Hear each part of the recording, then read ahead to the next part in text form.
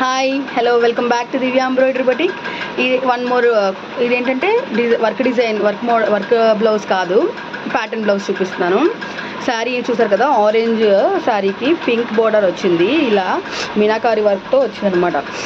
Birds అనేవి ఇలా వచ్చి ఫ్లవర్ మీద వాలినట్టు ఇలా వచ్చింది కదా. సో దీనికి ఏంటంటే కస్టమర్ వర్క్ అది వద్దనేసారు. క్లాత్ కూడా బ్లౌజ్లో పీస్ ఏంటంటే లైన్స్ వచ్చాయి. సో మనం ఏంటంటే లైన్స్ వచ్చిన దాని మీద వర్క్ చేస్తే అంతగా లుక్ ఉండదు కదా. సో ప్యాటర్న్ బ్లౌజ్ అనేది మనం ఇలా డిజైన్ చేసామన్నమాట. తను రిఫరెన్స్ పిక్ పంపించారు.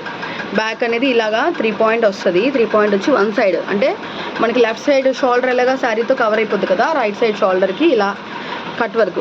ఇది శారీ కలరు. శారీ పీస్ తీసి మనము ఇలా హైలైట్ చేసాం అనమాట. ఇలా కట్ వర్క్ వచ్చి పాంపామ్ బాల్స్ అనేవి ఇలా వస్తాయి, పొట్లీ బటన్స్ అనేవి. హ్యాండ్ కూడా కట్ వర్క్ వచ్చి డబుల్ లేయర్ కట్ వర్క్. పైన నార్మల్గా హ్యాండ్లో వచ్చింది, బ్లౌజ్ పీస్లో వచ్చిన cloth.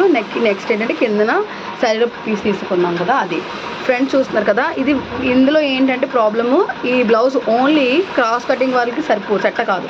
Only princess cut blouse మాత్రమే సెట్ అవుతుంది ఈ మోడల్ పర్టికులర్గా. ఎందుకంటే ఇది షోల్డర్ పార్ట్ అనేది ఇదే సపరేట్. యాక్చువల్గా ప్రిన్సెస్ కట్ అనేది 2 పార్ట్స్ కాస్త ఇది 3 పార్ట్స్ కట్ చేయాలి.